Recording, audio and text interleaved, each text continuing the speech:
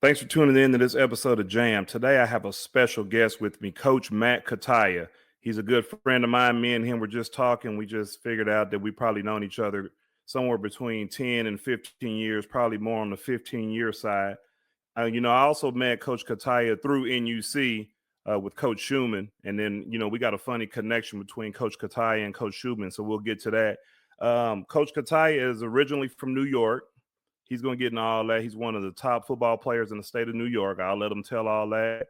He also went on to play football at UConn. And then around 2008, he moved to Oklahoma, and me and him probably met in 2010. Today, he's going to share his journey from player to coach to now administrator. So as you can guess, the name of this show is Jam. He was jammed probably as a player sometimes, and then jammed as a coach, and now jammed as an administrator. I'm going to let him get into all that. Coach Cutaia, welcome to the show. Thanks for having me. It's finally making it happen. Yeah, busy lives being coaches and administrators.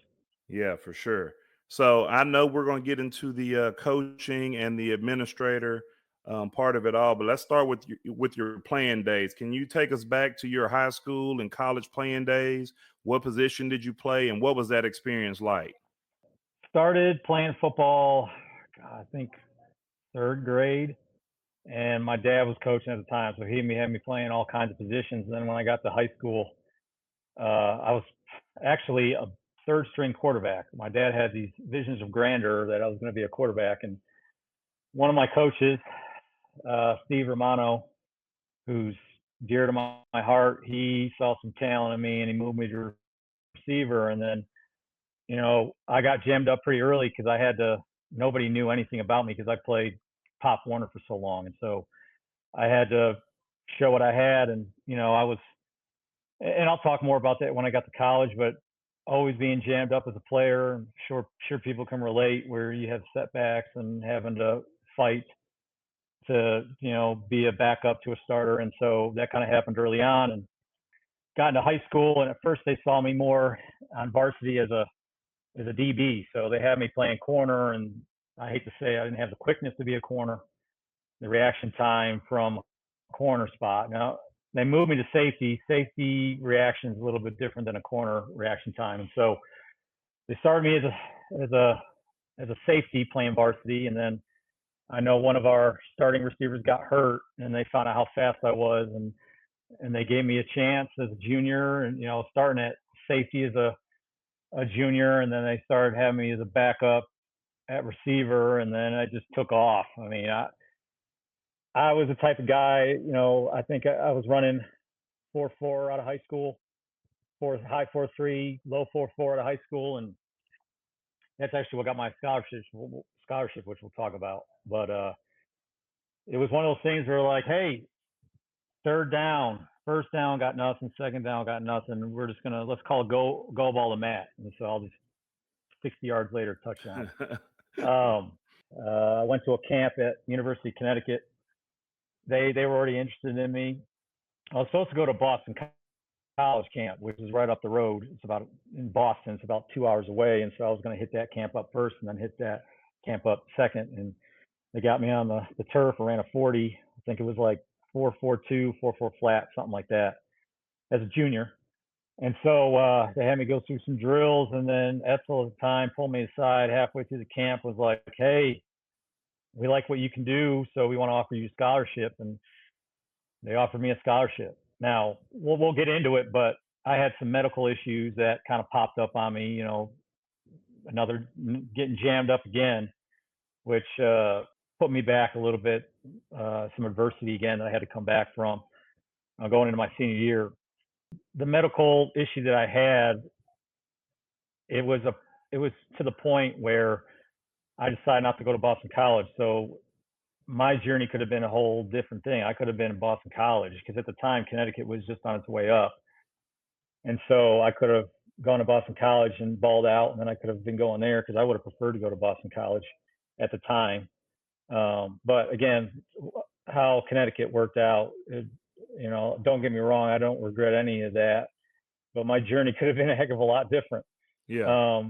And it is what it is. And so that was kind of where I started in high school.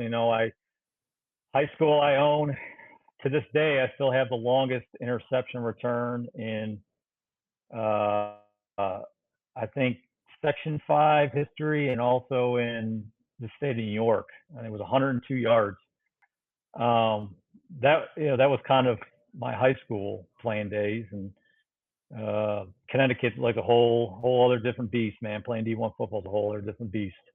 So before you ended up going to Connecticut, you mentioned a an injury or something, a medical deal you had. Go ahead and let the people know what had you right before. I think you want to say that was right before you were supposed to go to UConn. You found out you had this medical issue.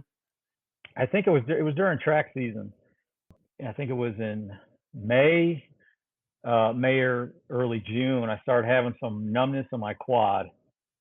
The numbness would have varying degrees, and so at first I didn't think anything of it. The science behind being fast. A lot of times you have some of those guys that have tight hips, alignment issues, hamstring issues, and so I just thought it was like a quad issue. Maybe it was a slip disc, and so I was going to the chiropractor, and it would alleviate some of the issue. It seemed like it was getting worse and worse and worse, and so it was when I had gone to the Connecticut camp. I got through track season. We were still trying to figure out what was going on.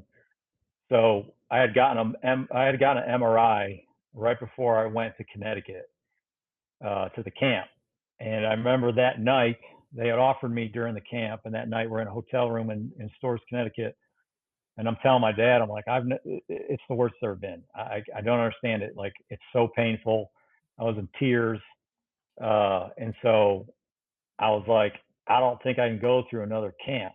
Like, it got to the point where it was so bad. Like, I don't think I can go to another camp. And so that was when we made the decision, we're going to commit to Connecticut. At least I'll have the scholarship, I have the scholarship. And so if I don't go to Boston College, then oh well. And so I was committed. Like, I'm going to Connecticut. I'm good to go. I'm not. I shut down my recruiting after that. But anyways, get home. I think it was like a week and a half later. Got the results of my MRI, and I had a benign tumor in my spinal column. So apparently, what had happened was, the way it was explained to me was, sometimes as you go through, you grow up and you go through adolescence, and sometimes you'll have some of these nerves that'll not they won't grow the right way. Sometimes, it's not like a mutation, but I guess the best way I can explain it was like a mutation, where the mutation was where two of my nerve endings in my spinal column almost, they fused together. And so over time, it created a ball, almost like a tumor. It was 9. They could tell by the MRI. But again, being a 15, 16-year-old kid, you're like, I mean, once that they get in there and they find that it's cancerous, I mean, they could, get it out and biopsy it, and like, you don't know, it's the fear of the unknown. So after that, they said, we're going to have to get surgery. You got to get that thing out. And so I went in there. I think it was early July. They got me in for surgery. I remember they took it out. Luckily, it was benign, but they had to cut through muscle. They had to, anytime they're working on your spinal column, I mean, that's scary. Right. I remember at the time, the surgeon that did the surgery, he was nicknamed the Bear, which he was nicknamed the Bear because he had huge hands, like huge. And I'm like, how is this guy? He's going to do surgery on my small spinal column. Like, how's he going to do it? Kind of find out later on, they did like a news article on it, on the News 9 or whatever. And he was one of the most well-renowned spinal surgeons in the country at the time. And so I felt like I was in good hands. They told me that I'd miss probably the first 3 weeks of the season. I was back before the start of the season. It was kind of funny. We're 2 games in, 3 games in. I started having some discomfort in my back. They wound up. It was the craziest thing. Like, we come to find out that the muscle, it was more the muscle that was not healed enough. So I had a strain in my back. Backs are scary, especially when you get older from playing sports, especially a contact sport. And so I was worried about that, especially with, am I going to have any residual effects of it? So what I would have to do is I had to put biofreeze on my back. I didn't miss any games my senior year, which is crazy. I wanted to put biofreeze on my back and then getting a big sleeve, those neoprene sleeves you put on your leg, when you're trying to get rid of a strain or a pull or whatever. Yeah. And I had to wrap it around my body, and then I'd have to play the first half with that till it warmed up, and I'd take it off and I'd be fine. But it was a crazy year. We went 13-0, played in the Carrier Dome. So it was just a whirlwind. And then, like I said, in 2004, I got named Section 5 Hall of Fame, got named the Section 5 Hall of Fame, which is kind of cool. You talk about being jammed, man. I mean, that's within my first, my 4 years of high school, I've been jammed up a couple times. Were there any coaches or moments from your playing career, whether it be in high school or college, that really shaped your philosophy as a coach later on when you started coaching? Yeah, I had mentioned Steve Romano just because he had noticed me, and he was an Italian dude who was who believed in me, and he knew I could do it, and he gave me the opportunity, and he was a very sarcastic guy. And then when I got to college, when I first started playing in college, I was first year redshirted, again being jammed up, broke my thumb. I had turf toe or something else, and broke my collarbone. And then we didn't have a good season. And the next year, it was my redshirt sophomore year, or redshirt freshman year. And then I played sparingly. And then after my redshirt freshman year, they dropped me down on the depth chart to like third. I was like third on the depth chart, and they wound up bringing in some new coaches because we went like 2-9 that year. And then they brought in a new receiver coach, a guy by the name of Vinny Marino, who again saw something in me. He was just a guy I wanted to play for. No nonsense guy, another Italian guy, just like me. And so he saw something in me. He was a no nonsense guy.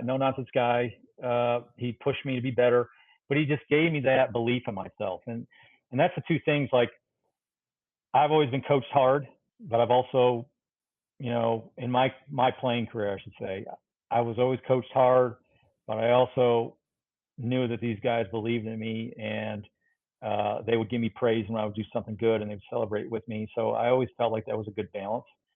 And when Vinny Marino came in and he coached me for 3 years, that year I was third on the depth chart, then I was second on the depth chart, and then I got the spring ball, and I felt this confidence because I almost transferred. We were talking about transfer, and I almost made a decision like, am I going to transfer or I'm going to fight?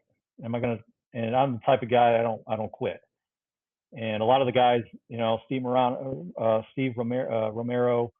and then Steve Romano, and then Vinny Marino, they both were, fighting guys, and so they kind of instilled that in me. I didn't want to be a coach. I didn't really think about being a coach. I was just going to go into education. And then Vinny Marino, after I got done playing, I wound up, he's like, hey, do you want to be a student helper? So I could have graduated in December of 2005 after the season was over, after we went to the first bowl game in Connecticut history.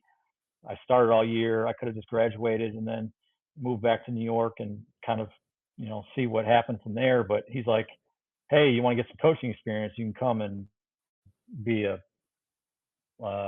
student helper. And so he gave me full reign too. Like, it was like, I'm receiver coach A, you're receiver coach B.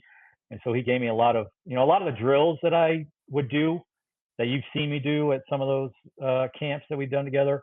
The NUC camps were drills that I had gotten from him. When I trained kids to be better receivers, same drills. So Vinny Marino had a huge impact on me.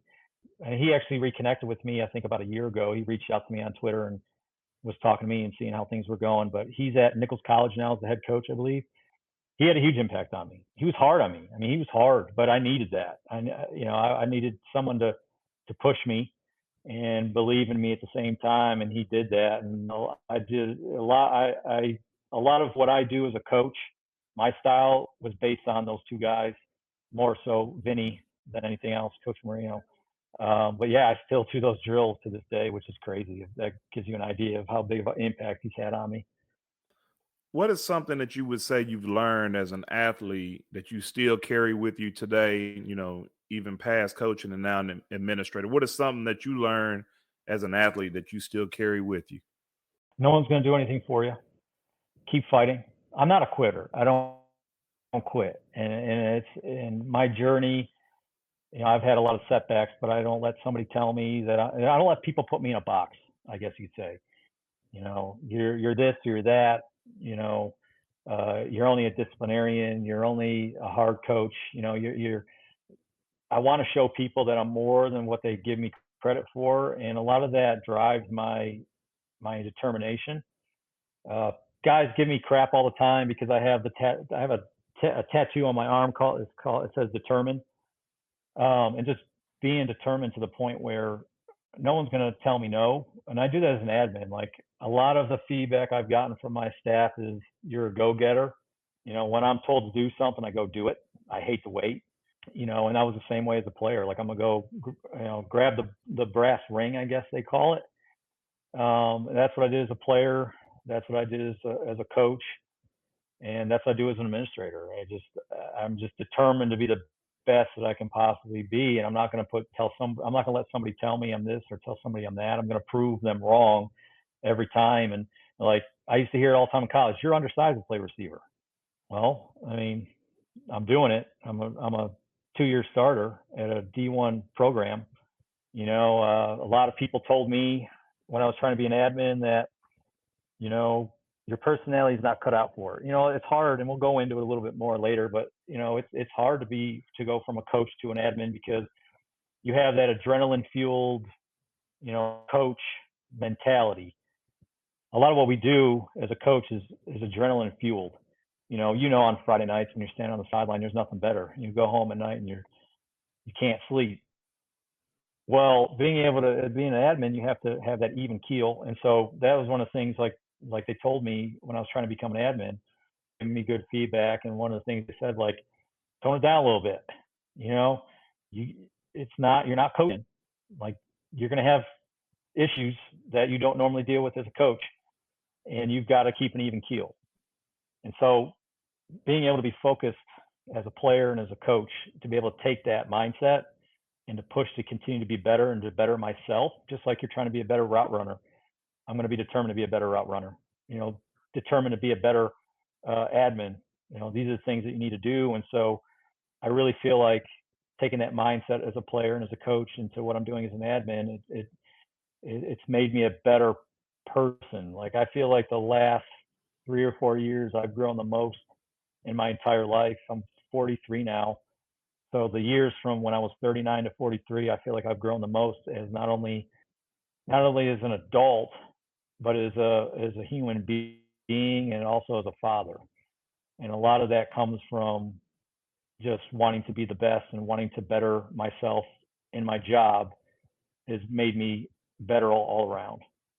So I know you mentioned earlier how you got into coaching a little bit right after you got done playing at UConn, but take us along that journey now that you've done playing and you started coaching a little bit, and then you go from living in Connecticut or living on the East Coast to moving down to Oklahoma. So tell us about that journey.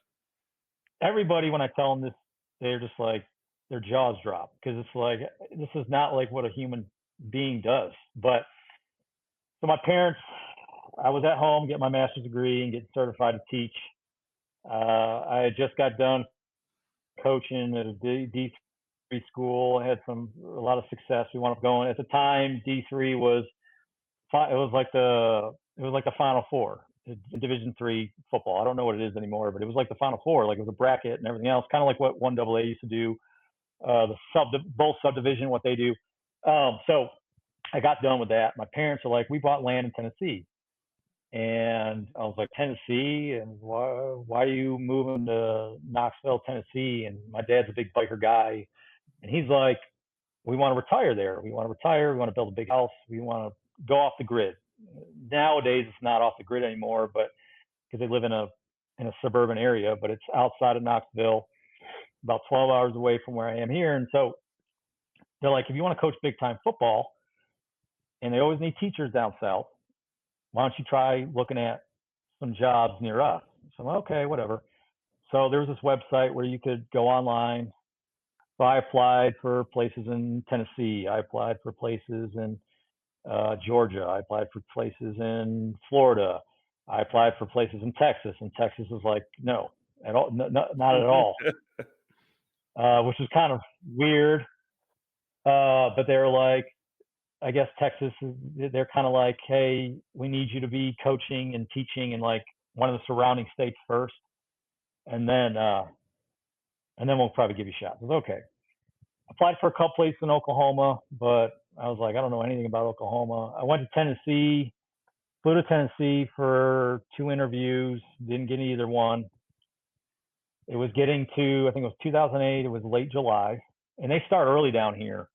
Like they start like the second or third week of August is when they start school. And so late July, I had applied at a place called Yukon High School, which I believe in, you know, not to get, I'm not trying to get too religious or anything, but to believe in like signs and, God's, plan or whatever. The fact that Yukon High School is calling me to gauge my interest, and I went to Yukon College, I was like, this has gotta be a sign. And so a lot of the places are like, we won't do interviews over the phone. You got to fly. So UConn had gotten in a pinch where they needed to hire a coach and a history teacher pretty quickly. And one of the assistant principals came across my resume on this website, and they're like, hey, we're interested in talking to you. We need a coach. We need a teacher quickly because we start in like 2 weeks, 2.5 weeks. I'm like, okay. He's like, I'm going to get the resume in our AD's hands and our coach's hands, and we'll go from there. Don't hear anything for 2 days. Then I get a phone call from the AD. He's asking me questions about my playing days at Connecticut. I answer those questions. He's like, all right. I'm going to talk to our head coach and our principal, and then I'll get back to you. A day later, I get a phone call. Hey, I got our head football coach, and I have our head principal on the phone. We want to do a conference call interview. I was like, sure, let's go. Call it lasted for about 45 minutes. And by the end of the phone call, they said, well, we like what we hear. We want to offer you a job. I'll be teaching world history and you'll be coaching football and track. So I ran track in high school. So I was like, that's a pretty good gig. How fast can you get down here?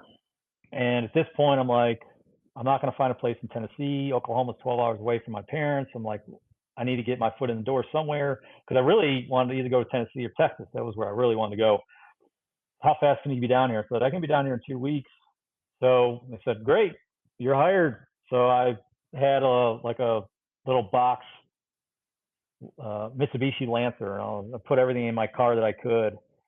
I didn't even have a place to stay. When I got down here, I had to stay in like a month motel. It was the grossest motel ever. I had to sleep on an air mattress for the first month and a half, and then I found my first.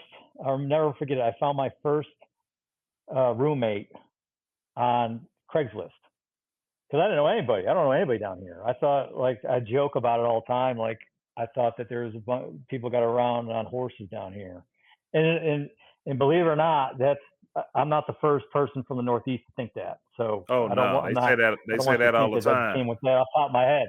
How fast can you get down here? I was like, I can be down here 2 weeks, pack my car up with whatever I could fit, drove down here. I got down there within 2 weeks, and then we started school a week later. I've been down there ever since. And the funny thing is, like, it's crazy. Like, the culture is amazing down here. Like, I talk about like how I've grown a lot in the last 4 years as a human being, but like just being in New York and coming down here is like, it's so much slower. Everybody is so nicer. Don't get me wrong I love New York. I love living in the East, but like the people here are so nice down in the South. I've been able to meet a wonderful wife and have a child, and I would not want to raise a family anywhere else than down here. And I just never forget it. I'm pulling into Tulsa, and in New York, like that's another thing. Like, I'll tell people I'm from New York, and they're like, oh, how's New York City? I'm like, I'm not from New York City. everybody down here is like, oh, you say New York, and they automatically think you're from the big city. New York City, But yeah. like here, you're walking around talking to people, and they're so nice to you. And I grew up with the mindset being in New York that like you keep yourself, head down, keep moving, that type of thing. And I remember I drove into Tulsa because the next morning I was going to drive into Oklahoma and do a tour at UConn. And I remember I pulled into a Holiday Inn, and I'm getting out of my car to go check in, and I walk by this guy. He's got towels in his hands, so I'm thinking like, this guy's got to work here. Like he's like the bellboy. He's bringing towels to the front desk or something. And he walks by me and he says hi, and I'm like double taking. I'm like, are you talking to me? Like I'm not used to that. Like, and he was just some random guy with his family, because I watched him. He walked out to the pool and was giving his kids towels. Just some random guy I never met before. And I was like, I'm gonna love this place. And so I've been here ever since. I don't really go back to New York. I have no need to go back to New York. And so yeah, I've been down here ever since in 2008, and I absolutely love it. There's no other place I'd rather be. No other place I'd rather live. Yeah, so as a coach, so now you're down at UConn High School, and that's where I met you at, and I want to say I met you there around 2010 at UConn High, which was a great facility for Oklahoma. And even living here in Texas, Oh yeah. I didn't go to Oklahoma much until I started working with Coach Schumann and NUC, and UConn High School was one of the first places I went. I mean, that facility there is phenomenal. So, what are some of your most, now that you're at UConn, what are some of your most memorable moments? In terms of some of the things, so when I got there, the program uh, under Todd Wilson, which Todd, he's amazing. Like he's like, if I had to put a third guy into what we're talking about guys that have influenced me, Todd Wilson's like my father here. Like he's my adoptive father. He's the Godfather, we call him, because our staff was, when I got to the staff, it wound up turning into a situation where we're like a family. Like we talk all the time, we try to get away all the time. They're still some of my closest friends, and it always started with Todd. And so when I got there, Todd had been there for a couple years. He started 0 and whatever, 0 and 10 his first year, and then they won like 2 games the next year. And then my first year I got there, I had talked about earlier about having adversity and having to push through it and being determined to break through and break out of that box that everybody puts you in. Well, when I got there at first, he didn't know me from Adam, and so he had me coaching freshman football in the morning. He had me coaching JV. I didn't even have a position. Like he had me, because he didn't know anything about me. He didn't know how it would be. And I remember at first not knowing what my place was. And so I just kind of took my shot. And so when I took my shot, he saw that I could coach receivers a little bit. And so the next year, we wound up making it to the playoffs for the first time that we had ever made the playoffs as a staff. And then we went on and made the playoffs 4 more years. So we want to run where we went to the playoffs 5 straight years and completely turn that program completely around. And it's one of those things where it's like a perfect storm. You got some good players coming in, but if you can't develop those players and the staff doesn't gel together, and this staff was amazing. And eventually we all kind of went our separate ways, but I kind of figured out my niche pretty quickly, where it was like, I took what I learned and I was like, I'm going to be hard on these kids, but I'm going to give them a ton of praise. There's a lot of these coaches out there they'll be so hard on these kids, but they won't give them anything. Like you got to it's like trying to dangle that carrot in front of their face, where it's like, you're going to coach them hard, but if they're going to get that, when they finally get that carrot, you're going to give them as much praise and celebrate and everything you can. And so that was kind of my mantra when I started seeing some results. I took a kid, and this is my greatest accomplishment besides going to the playoffs all those years.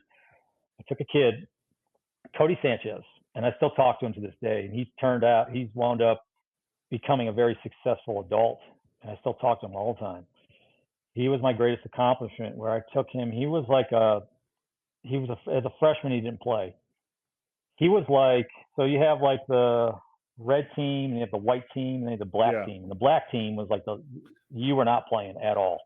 Right. He came in as a junior, and I couldn't get him to run routes. Like he wasn't smooth when he was out of his cuts.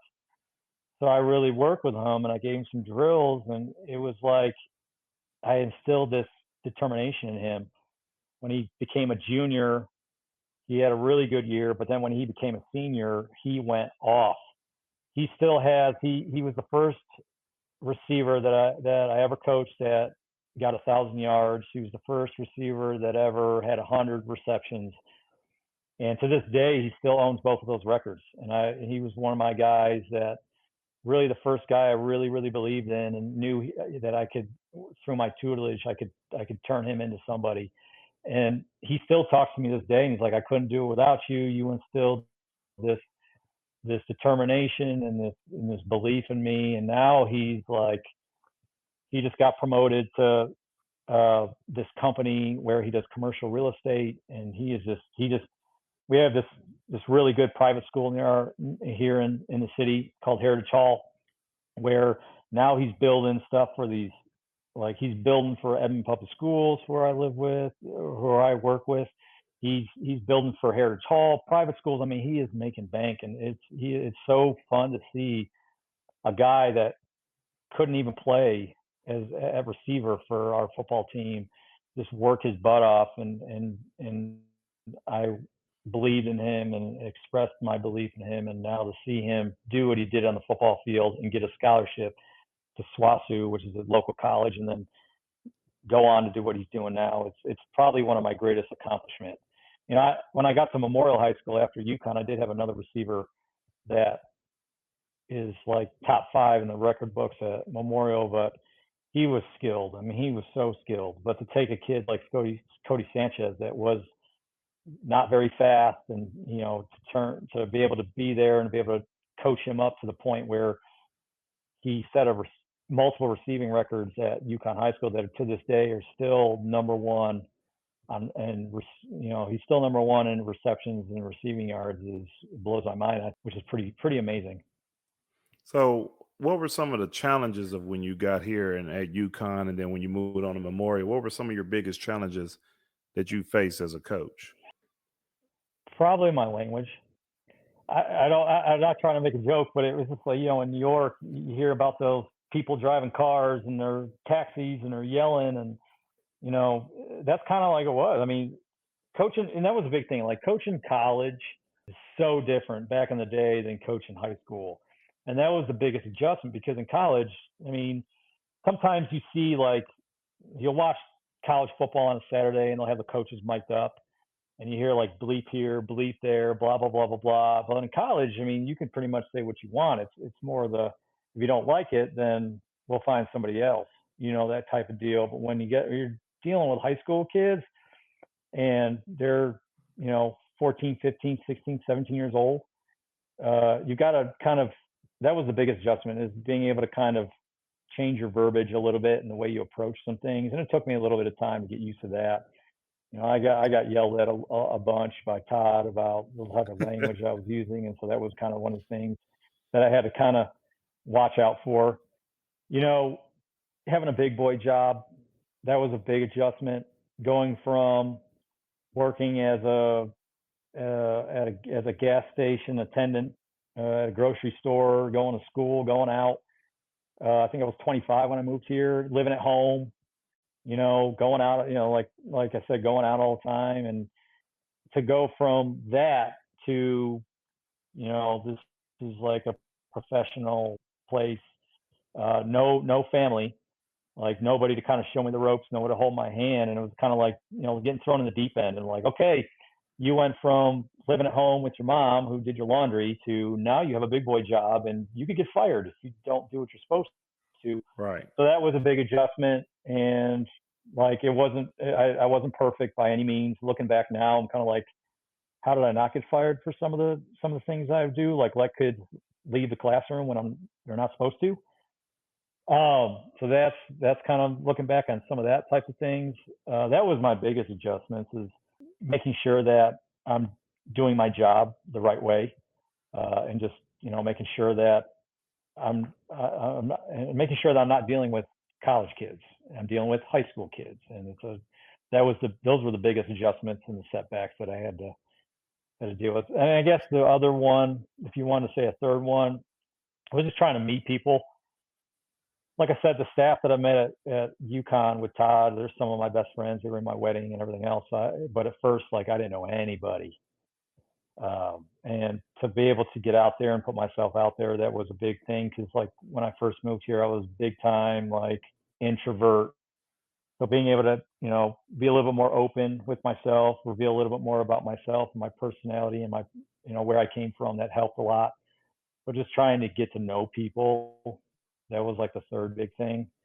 Because I literally put anything in my car and drove down here and didn't know a soul. And so I feel like that's kind of helped, kind of mold me a little bit, especially in my job now, because that's all I do is talk to people. Like I talk to people every day. And I put myself out there, and I would have never done that if I don't think I ever would have moved here and took this job at UConn. What was the turning point? Where did you decide to make the decision to go from a coaching career and consider being in administration? What was that turning point? I was at Memorial, so we had a couple of down years from the football side at Memorial. Like track at Memorial was great. At this point, I had won 2 state championships in track, and so that was kind of cool. But the football side, we had some off years, and so they made some coaching changes. And around that time where we had a down year under the old staff, that was when I was kind of like, the coaching football was taking a toll on my family, the hours. I wanted to kind of, because coaching football, it's like Monday JV game in practice, Tuesday practice, Wednesday practice, Thursday practice, Friday game, Saturday we start breaking down film for the next opponent. We start kind of putting some game plan stuff together, and then Sunday we're meeting and game planning for the next week. And it started to get a little burnt out by the time that I was investing. I wouldn't say things were bad with my family, but I could definitely feel there was some tension. My daughter I think she had just been born. So, and this is 2016. So I was kind of already kind of 1 foot out the door, and I was kind of thinking, what could I do that's a little bit different? I always liked kind of my administrators. I'd always connected really well with my administrators. And so I started to go to school. And what helped me was the fact that I already have a master's degree. So University of Central Oklahoma, which is in Edmond, is right around the corner from Memorial. They had a program, and I'd met with the advisor there, and he's like, "You already have a master's degree. All you need is 16 hours."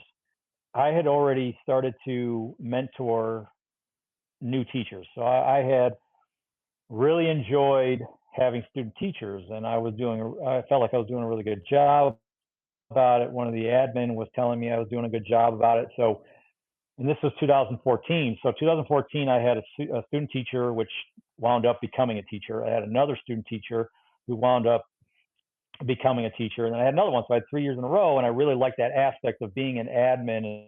And so I wound up having some like free credits, like free credit hours from the student teachers. And so I'm like, I'm going to go knock out these 16 hours. And so I started doing that. And then they brought in a new staff. And so I became co-offensive coordinator under the new staff, and I was passing game coordinator. As I was doing that, I was going to school. So it was a lot. I didn't at the time want to get out of coaching, but after that third year, it was during COVID, and I was kind of like, I'm done coaching football. I want to keep coaching track.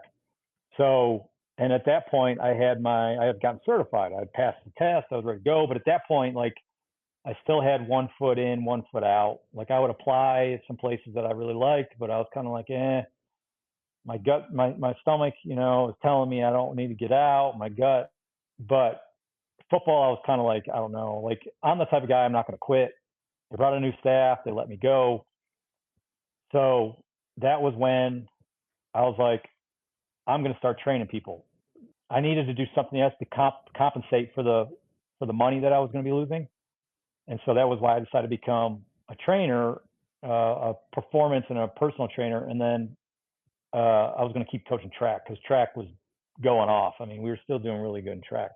and talk about being jammed. I mean, I wanted to get a job in Edmond. I interviewed at UConn High School and for a principal job at the high school and didn't get it. So it's kind of like I need to be all the way in. Like I'm getting Yeah. pulled in two different directions.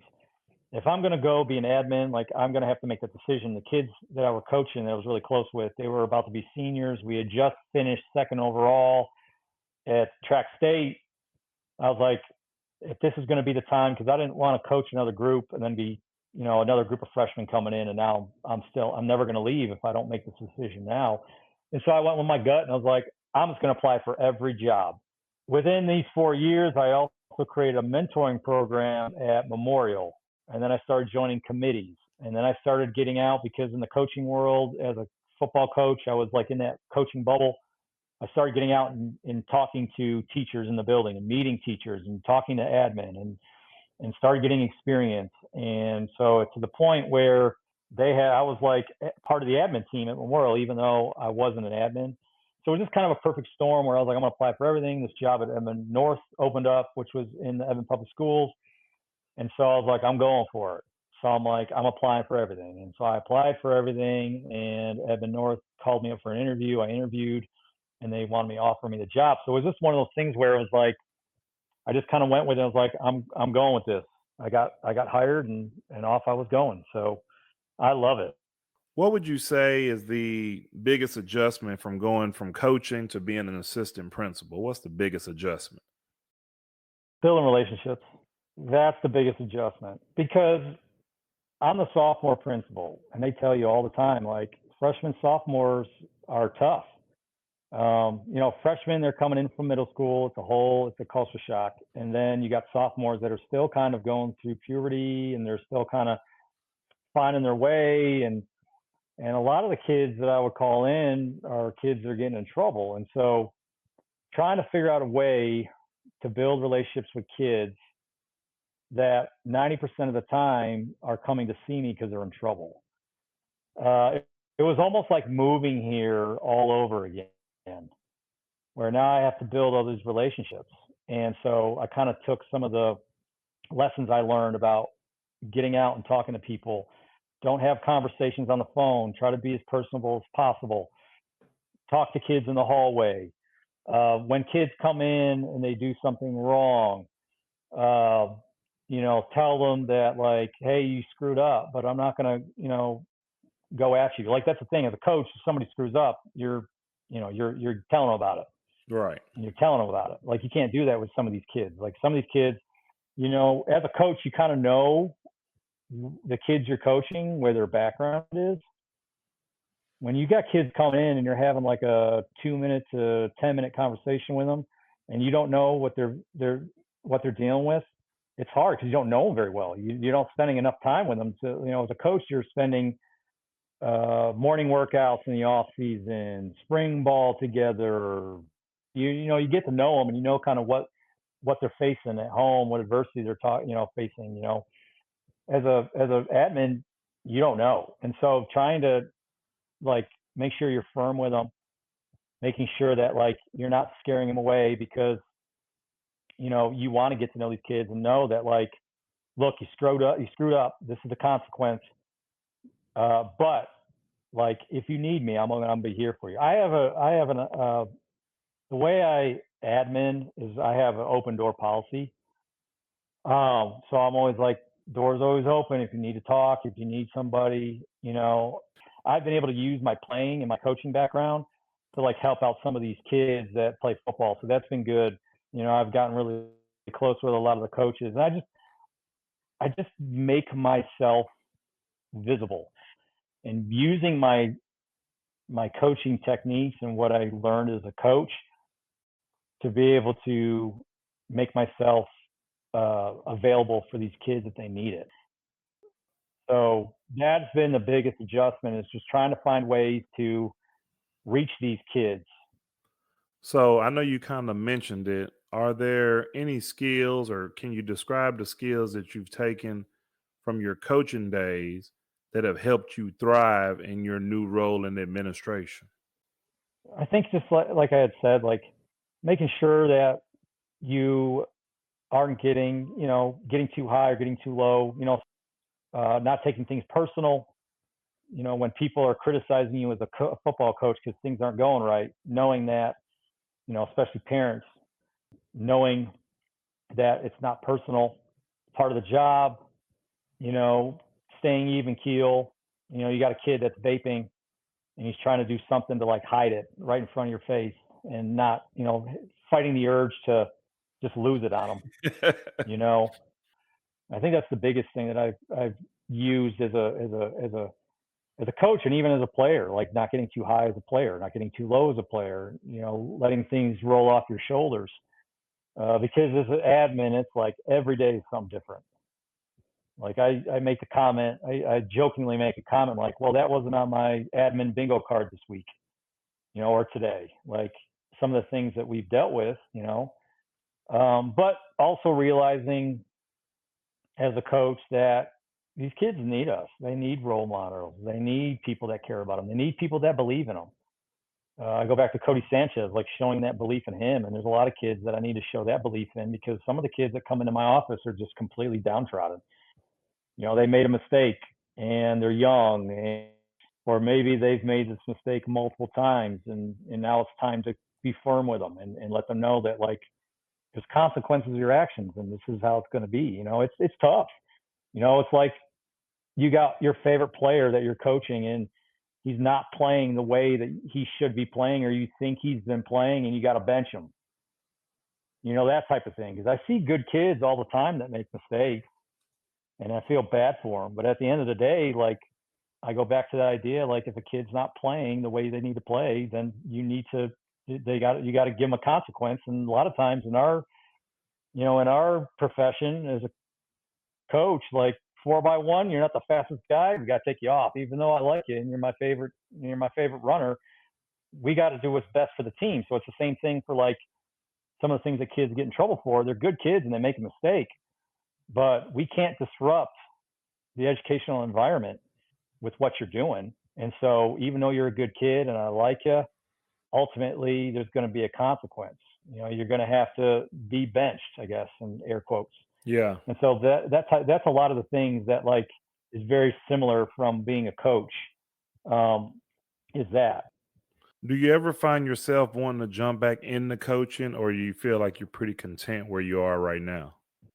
I kind of get my fix a little bit with the training that I'm doing, because I'm still doing some training. Like I started the training business. At first, it was a personal training business. And then I didn't like that. I didn't like doing the one-on-one. But the one thing I do know is I know how to play receiver and I know how to run fast. And I wound up looking at some guys like Tony Holler, who's a Feed the Cats guy, who's really into speed. And then Les Spellman, who's like well-renowned. He trains like, if you go on his Instagram or his Twitter page, he is unbelievable with speed. And now he's kind of branching out to other things. But I looked into some of that, and I looked at some lifting stuff in terms of how to build speed. And so when I got into the training, I was like, I'm going to start a company and I'm going to train. And so I've been doing that since COVID, and every year it gotten better and better and better. I had more kids sign up. I've seen a lot of results. Like this summer is probably going to be my last year doing it, just because with being a principal, and I still have some interest in kids doing it, but a lot of the kids that I was training are graduating. And so that was great. And I loved it. That was getting my coaching fix, I guess. The funny thing is, you talk about that, and I was actually doing pretty good when I was thinking about this earlier today. I've actually been pretty good, like with the speed stuff. That kind of helps me, but like watching football, I don't really get that itch to coach. I went to the state track meet this year as a bystander because we had to have an admin on duty, and I'm watching some of the guys I've coached for the last 3 years running, and I was like, I'm bored. But there was nothing that in my head that was like, I want to get out there and coach. I was just like, I'm bored. So it's kind of a little bit different than, what it was like being a coach, and, but I don't know. I enjoy being an admin. Every day is different. Every day is different. So How has your journey from athlete to coach to administrator shaped you personally and professionally? It's calmed me down.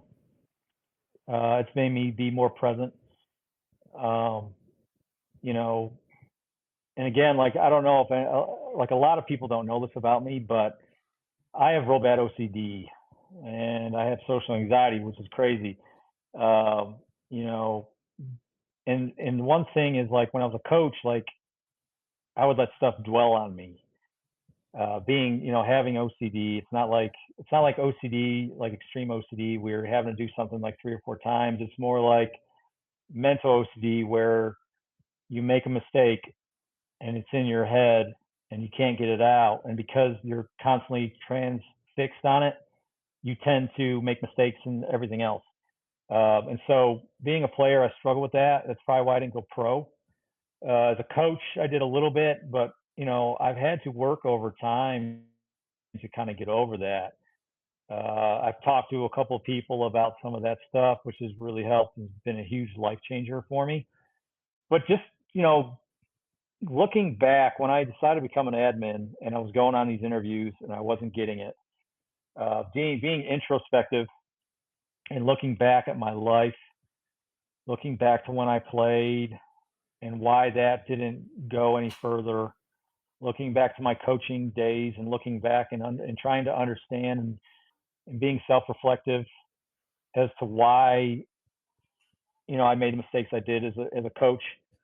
And then as I was becoming an admin, I'm like, why am I not getting these interviews? And just having to be introspective and self-reflective and just trying to look in and see like, what do I have to do differently? What am I not doing differently? And one of the things is like being able to be calmer, not taking, not taking everything personally and understanding it's just a job and you're going to make mistakes. Because that was the one thing I was afraid of, is making mistakes as a player and as a coach.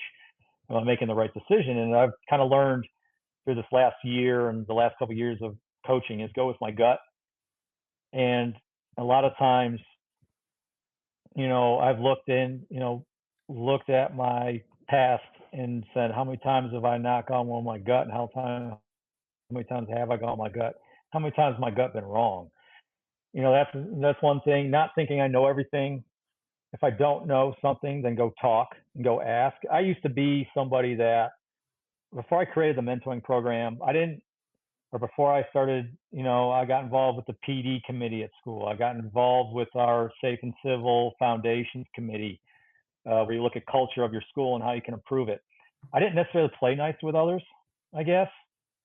I think that's because of my upbringing, being from New York, to being able to trust people and know that they can do a good job. And, if I don't get my way, then it's okay that some other people, and that's part of my OCD, is like being a control freak and being able to let that go.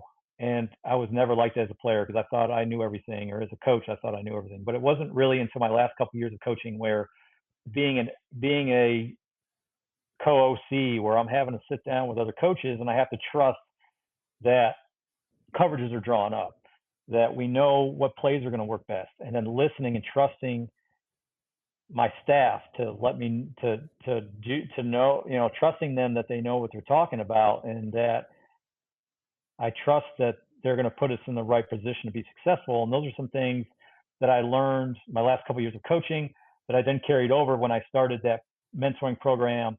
And then also when I was on these committees, that like I was the chair of these committees and everybody's throwing out ideas. Thinking back to when I was a coordinator and being like, let's see what this person has to say. I like that idea. It doesn't always have to be my idea. And now as I'm an admin, like I'm new and everybody else has these experiences where I'm like, what do you think? How should I handle this? Instead of just going rogue and doing my own thing. And it took some time at first. Like I didn't want people, when I got as an admin, I didn't want people to think that I didn't know what I was doing. Because I had this idea, as a player, like we had talked about earlier, where I was like, I'm determined. I'm going to go do it. I'm going to go grab the brass ring.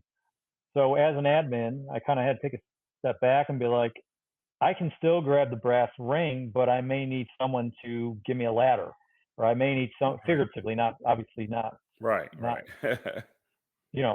not literally give me a letter, but like give me a boost.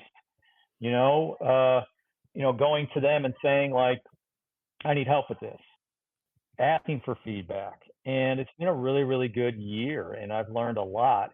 And I know that I have a lot more to learn, but those are some takeaways from, how I've grown professionally and personally. I've taken a lot of those things I've learned and come home at night and not be so irritable. Understanding that today happened. Being an admin, you have to let stuff roll off your shoulders. Being a coach, you have to and not bringing that stuff home and being more present when I can be present. Not complaining when I have to do something for the family, that type of stuff, because we're a team. And I've learned a lot, you know, being a team player, playing for a team, on a team, and then coaching with a team, and then being an admin on a team.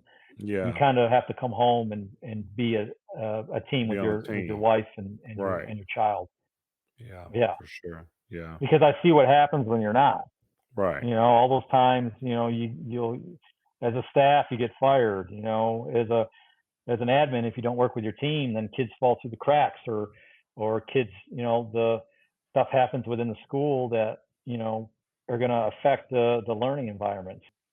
What advice would you give to a coach who might be considering a career shift and going into admin and getting out of, coaching?